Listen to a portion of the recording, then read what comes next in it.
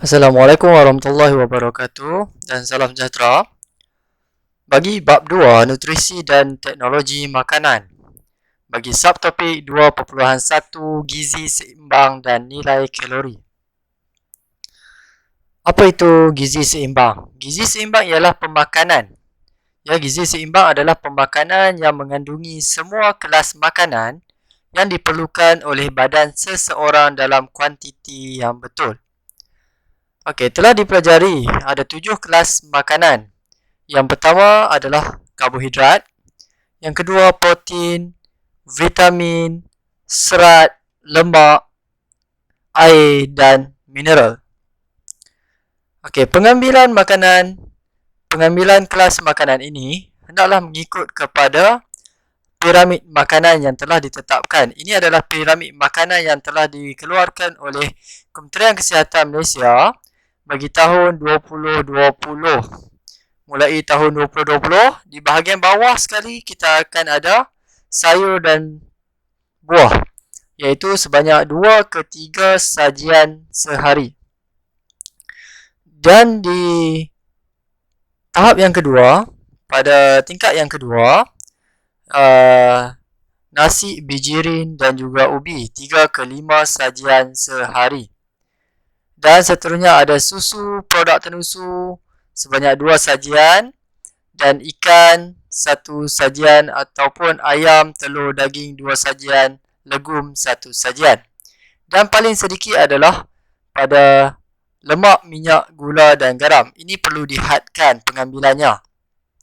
Dan perlu mendapatkan gelas 6 ke 8 gelas air kosong dalam sehari. Pengambilan makanan hendaklah mengikut cadangan pinggan sihat Malaysia, yang mana separuh daripadanya mengandungi buah-buahan dan sayur-sayuran. Suku terdiri daripada protein sama ada ikan, ayam, daging dan kekacang. Dan suku lagi untuk karbohidrat sama ada pengambilan nasi, mi, roti, bijirin, produk bijirin dan ubi. Faktor yang mempengaruhi keperluan kalori seseorang individu. Yang pertama, jantina. Kebiasaannya lelaki memerlukan lebih banyak kalori berbanding perempuan. Begitu juga dengan perempuan. Kalau sekiranya perempuan itu mengandung, dia memerlukan nilai kalori yang lebih banyak berbanding perempuan yang tidak mengandung. Yang kedua, berat badan. Yang ketiga, dari segi faktor usia.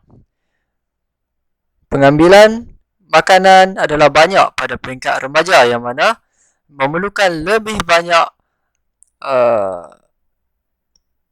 zat ataupun nutrien makanan untuk membantu pertumbuhan sel. Yang keempat, tahap kesihatan. Yang kelima, aktiviti hidup, yang mana pekerja yang melakukan aktiviti berat memerlukan lebih banyak kalori. Yang keenam adalah iklim. Kebiasaannya yang berada di iklim sejuk memerlukan lebih banyak makanan berbanding yang berada di iklim yang panas. Malnutrisi. Malnutrisi adalah kekurangan atau berlebihan mana-mana kelas makanan. Yang pertama adalah goiter, yang mana masalah ini berlaku akibat daripada kekurangan iodin. Scurvy. Kalau dapat dilihat di situ, scurvy adalah di mana gusi yang berdarah disebabkan oleh kekurangan vitamin C. Marasmus. Yang keempat, kwashiorkor. Dan seterusnya adalah riket. Konsep pinggan sihat Malaysia. Isi separuh pinggan dengan buah dan sayur. Isi suku pinggan dengan nasi atau sumber karbohidrat yang lain. Isi suku pinggan dengan ikan atau sumber protein yang lain. Sebagai contohnya adalah hidangan yang berikut, yang mana mempunyai separuh terdiri daripada buah-buahan dan juga sayur-sayuran, karbohidrat suku dan juga protein suku. Mesej utama yang hendak disampaikan untuk konsep pinggan sihat Malaysia adalah yang pertama, makan 3 hidangan utama yang sihat dalam sehari. makan 1 ke 2 snack yang sihat di antara waktu makan jika perlu, lebihkan pemakanan makanan yang berbijirin, kurangkan makanan bergoreng dan bersantan, iaitu kurangkan makanan yang berlemak, makan makanan yang dimasak di rumah lebih kerap supaya kita dapat tahu kualiti makanan yang kita makan. Nilai kalori makanan. Susunan radas untuk mengukur nilai kalori makanan adalah seperti berikut. Nilai kalori, apa itu? Nilai kalori adalah nilai jumlah tenaga bagi sesuatu makanan yang dibebaskan daripada pengoksidaan ataupun pembakaran 1 gram makanan tersebut dengan lengkapnya. Unit bagi nilai kalori. Tenaga yang dibebaskan oleh pengoksidaan atau pembakaran makanan lazimnya akan kita ukur dalam unit kalori ataupun simbolnya CAL ataupun kilokalori KCAL dia punya simbol ataupun joule J huruf besar ataupun kilojoule KJ. Nilai 1 kalori adalah bersamaan dengan 4.2 joule. 1 kilokalori bersamaan dengan 4,200 joule, iaitu bersamaan dengan 4.2 kilojoule. Unit SI bagi nilai kalori ialah joule per kilogram. Itu adalah unit SI untuk nilai kalori. Apa itu nilai kalori? Nilai kalori adalah jumlah tenaga bagi sesuatu makanan. Pengukuran nilai kalori dalam makanan. Okey, kebiasaannya pada peringkat untuk kaedah saintifik, kita memerlukan kalorimeter bomb yang dapat mengukur dengan lebih tepat dalam pengukuran nilai kalori sesuatu makanan. Pengukuran nilai kalori dalam makanan dapat dilakukan dengan cara menggunakan radar khas yang dikenali sebagai kalorimeter bomb. Nilai kalori bagi karbohidrat, lemak dan juga protein. Bagi karbohidrat, nilai kalorinya adalah 16.7. Protein 16.7 kJ per gram dan lemak sebanyak 37.6 kJ per gram. Dapat diperhatikan di sini. Nilai lemak adalah melebihi 2 kali ganda nilai karbohidrat dan protein. Sebab itu, mengikut piramid makanan tadi, lemak hendaklah diambil secara sedikit berbanding karbohidrat dan juga protein, selain daripada kesan-kesan pengambilan lemak yang berlebihan. Komposisi karbohidrat, lemak, protein dan air dalam beberapa jenis makanan. Sebagai contoh, dalam gula mengandungi 100% karbohidrat. Dalam minyak masak mengandungi lemak. Okey, dalam minyak masak yang kita gunakan sebagai contoh minyak kelapa sawit, itu adalah minyak tak tepung. Dan daging mengandungi 69% air, 18% protein dan 13% lemak. Manakala dalam beras mengandungi 76% karbohidrat, 14% air, 8% protein dan 2% lemak. Dapat dilihat di sini bahawa setiap makanan kita dapat kita bahagikan kepada kelas makanan mengikut peratus yang berbeza. Okey, setiap nilai makanan berbeza dia punya nilai kalori. Dapatlah kamu lihat pada muka surat 51. Okey, seterusnya kita tengok kepada nilai kalori dalam sampel makanan. Ini adalah eksperimen 2.1 bermula pada muka surat 51. Tujuan eksperimen ini adalah untuk menganggarkan nilai kalori dalam beberapa sampel makanan dengan menggunakan kalorimeter. Okey, kita gunakan kalorimeter yang kita dapat set up di makmal, bukan kalorimeter bomb. Kita guna kalorimeter sahaja. Okey, pernyataan masalah. Sampel makanan yang manakah yang mempunyai nilai kalori paling tinggi? Akan diberikan kepada pelajar beberapa contoh sampel makanan dan setiap sampel makanan kita akan buat kajian untuk mengetahui nilai kalori untuk setiap sampel makanan tersebut. Seterusnya hipotesis. Pernyataan awal untuk eksperimen ini mengatakan kacang tanah mempunyai nilai kalori yang lebih tinggi berbanding dengan roti dan ikan bilis. Dapat nyatakan di sini bahawa kacang tanah mempunyai nilai kalori yang banyak. Ada tenaga yang banyak sekiranya kita makan kacang tanah berbanding roti dan juga ikan bilis. Pemboleh ubah. Dimanipulasi. Jenis sampel makanan yang digunakan, ini yang kita akan bezakan. Bergerak balas iaitu perubahan suhu ataupun nilai kalori makanan. Dimalakan yang sama, di sini kita gunakan jisim air yang sama. Bahan 1 gram kacang tanah, 1 gram roti, 1 gram ikan bilis, kapas dan air suling. Untuk radas,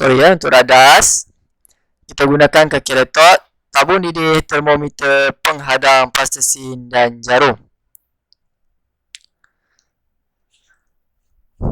Okey, prosedur eksperimen. Okey, ini adalah susunan radas. Dapat dilihat di bahagian tengah. Okey, di bahagian tengah.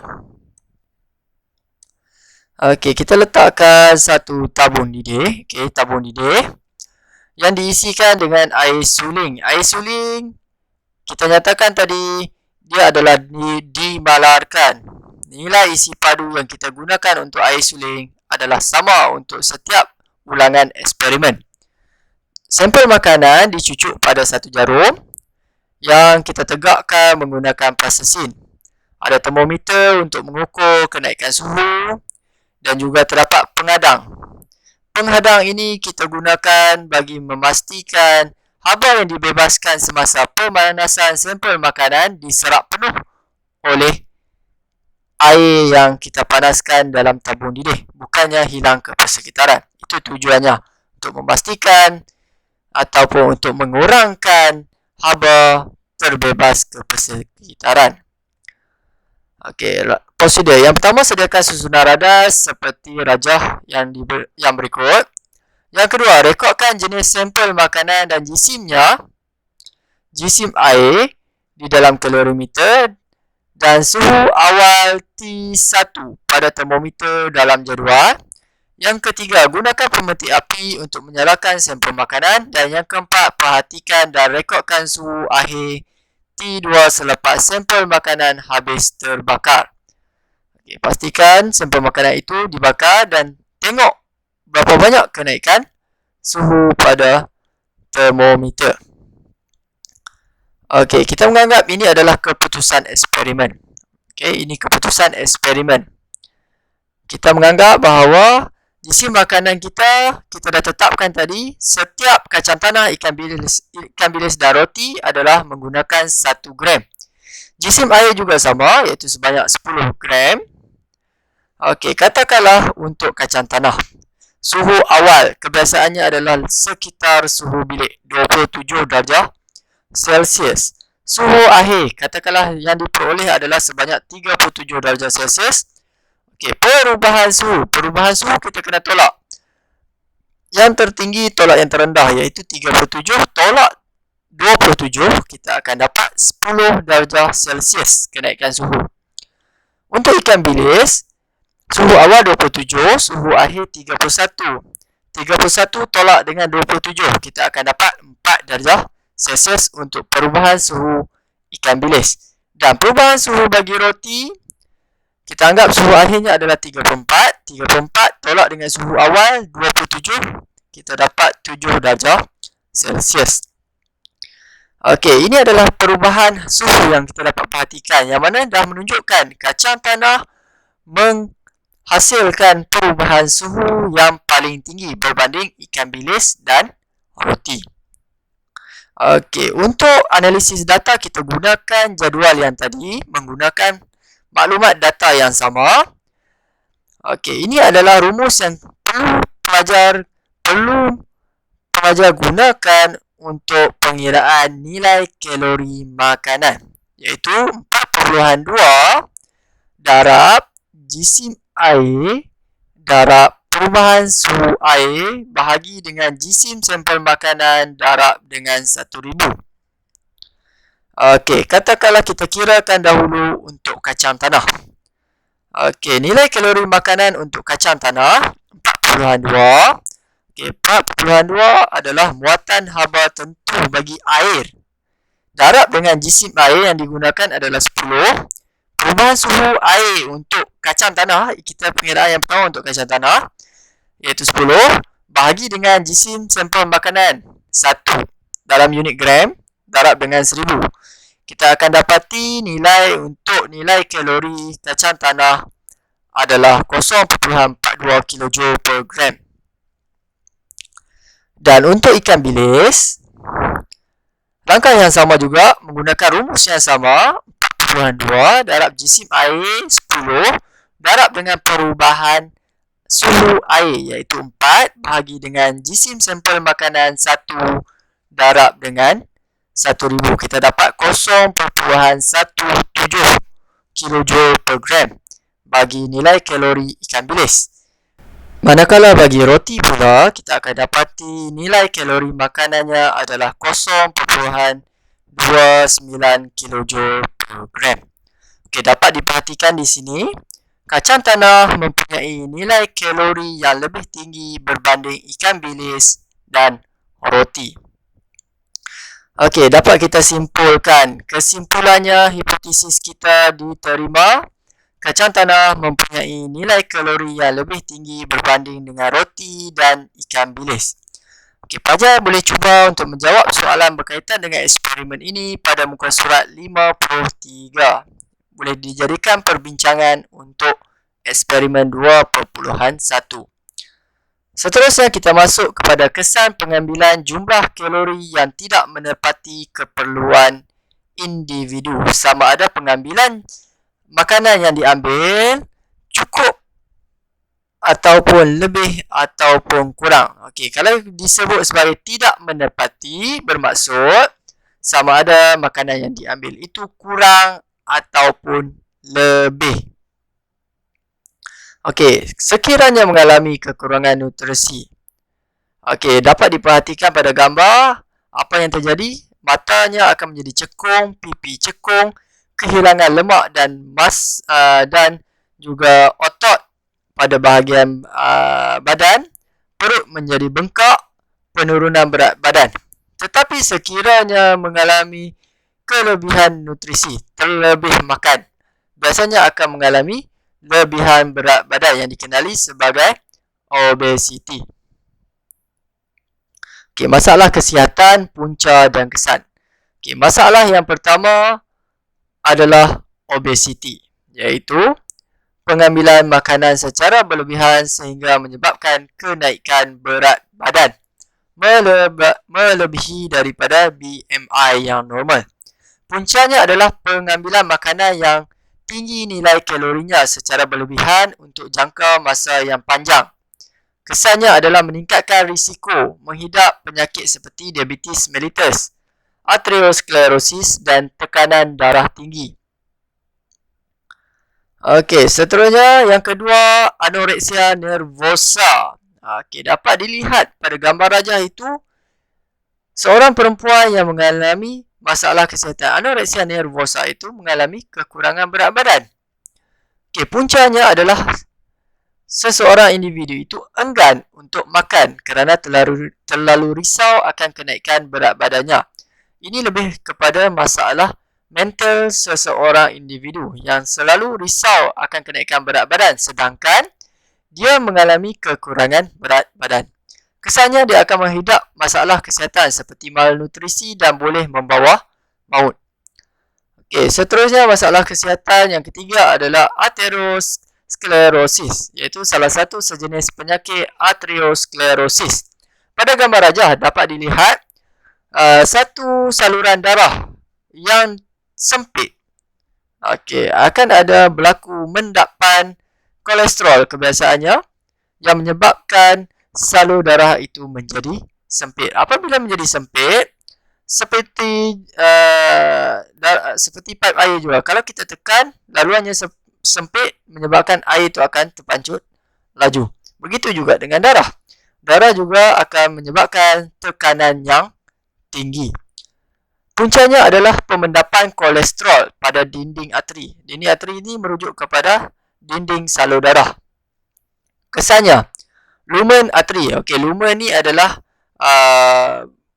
lubang pada saluran darah menjadi sempit dan menyebabkan tekanan darah tinggi, meningkatkan risiko penyakit jantung dan strok. Seterusnya adalah diabetes mellitus. Okey, itu adalah alat yang digunakan untuk menguji berapa banyak kandungan gula di dalam darah seseorang. Puncanya adalah daripada pengambilan makanan ataupun minuman yang tinggi kandungan gula untuk jangka masa yang panjang. Kesannya akan menjejaskan penglihatan, kesihatan ginjal dan sistem saraf dan menyebabkan luka seseorang individu itu lambat untuk sembuh. Okey, seterusnya hipertensi iaitu darah tinggi. Okey, darah tinggi. Puncanya adalah mengambil makanan tinggi kandungan garam untuk jangka masa yang panjang. Kesannya meningkatkan risiko penyakit jantung dan strok. Corak pemakanan masyarakat Malaysia dan kesannya terhadap kesihatan. Okey, kebelakangan ini kita dapat tengok banyak restoran yang dibuka 24 jam iaitu sepanjang masa. Ini adalah satu budaya yang tidak bagus dari segi penjagaan kesihatan kerana pengambilan makanan bukanlah pada waktu yang sesuai. Okey, kalau 24 jam dibuka bermaksud rakyat Malaysia berpeluang untuk makan pada bila-bila masa. Sangat tidak sesuai dan sangat tidak bagus untuk kesihatan badan. Okey, kesan makanan segera dan makanan rapuh. Okey, yang pertama, apa yang dilihat di situ adalah terdapatnya air bikarbonat dan juga kek. Okey, sekiranya diambil secara berlebihan, menyebabkan badan kita mengambil gula secara berlebihan. Boleh menyebabkan obesiti, kerosakan gigi dan peningkatan risiko awal menghidap diabetes mellitus pada usia yang muda. Kencing manis pada usia yang muda. Kita cuba elakkan makanan-makanan ini. Okey, yang kedua, pewarna yang terdapat pada gula-gula dan juga pemanis tiruan yang juga memberi sumbangan untuk menyebabkan penyakit seperti kanser, kemandulan, diabetes mellitus, kerosakan hati dan ginjal. Yang ketiga, okey, macam keropok, ketiadaan kandungan berkhasiat dapat menyebabkan malnutrisi. Boleh memberikan kenyang tetapi tidak berkhasiat. Okey, kafein dalam minuman bergas dapat menyebabkan keadaan susah tidur, kerisauan dan juga boleh menyebabkan ketagihan. Okey, di dalam kentang. Okey, farm rice. Garam berlebihan dapat menyebabkan tekanan darah tinggi, penyakit jantung dan juga kerosakan ginjal. Okey, itu saja untuk topik 2.1. Pelajar boleh cuba untuk menjawab praktis formatif 2.1 pada muka surat 56. Okey, terima kasih.